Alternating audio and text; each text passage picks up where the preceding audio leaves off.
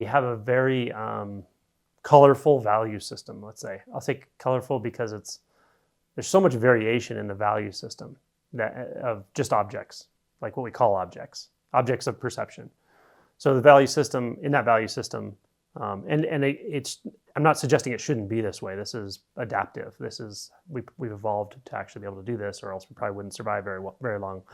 But a human is suddenly much more important than a can of peas, or the sound of the ocean is more important, more spiritual, more enjoyable than the sound of a car. We think that's true. There's nothing true about that, but we actually believe that. Garbage reminds us of all of our human, stupidity and selfishness and materialism. But a beautiful sunset reminds us of the beauty of nature. All that's kind of cool and true, but it's also bullshit because the scene is just the scene, and it's that again, it throws everything down the drain as far as our overlays, our perception of time and space and meaning and purpose and value and important and not important.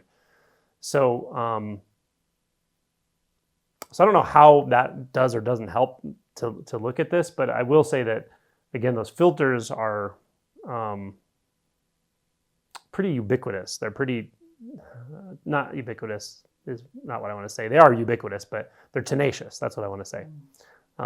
We tend to really grab the filter rather than the raw data.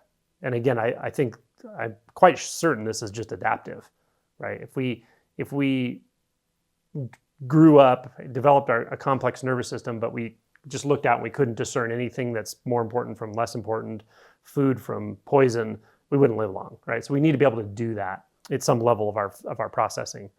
But when we're talking about reflective thought, we're talking about ego structures and all that, there's an unnecessary side effect of all that, and that is identity, that we identify with that. We identify as the one who has to discern that all the time. But it turns out you don't actually have to.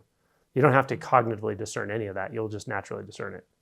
Like I think Eckhart Tolle said it. He said it's very, very well said. He's like, if you put your hand on a burner one time in your life, you don't have to, every time you go in the kitchen, think, okay, don't put my hand on the burner. Don't put my hand on the burner. You just won't do it. Your nervous system is very intelligent. It will not let you put your hand on the burner, even if you try, usually, unless you have some really bad cognitive dysfunction. But it's not something you have to think about. It's not something you have to identify with, that I'm the kind of person who doesn't put my hand on the burner because it hurts, right? You just aren't going to do it. And we can learn very complex processing and behaviors and so forth unconsciously, essentially below the conscious level. Our brains are complex enough to do that. So the reason I say all that is just so that I'm making a distinction between the conventional and what we're talking about here. In the conventional world, it remains important that you can differentiate a red light from a green light, for instance. Like, that's important, and it will remain important, and you'll be able to still do that.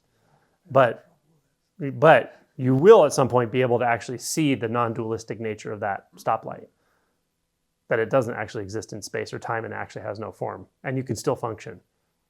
That's kind of amazing, actually. It is kind of magical that this can all function the way it does, especially when you see that it's actually like that. That's actually how it is. It's fascinating that we have these nervous systems that can actually navigate this world and function and get resources and reproduce and do all the things they need to do when you see what it's actually made out of, because it's just energy in one sense, or appearances.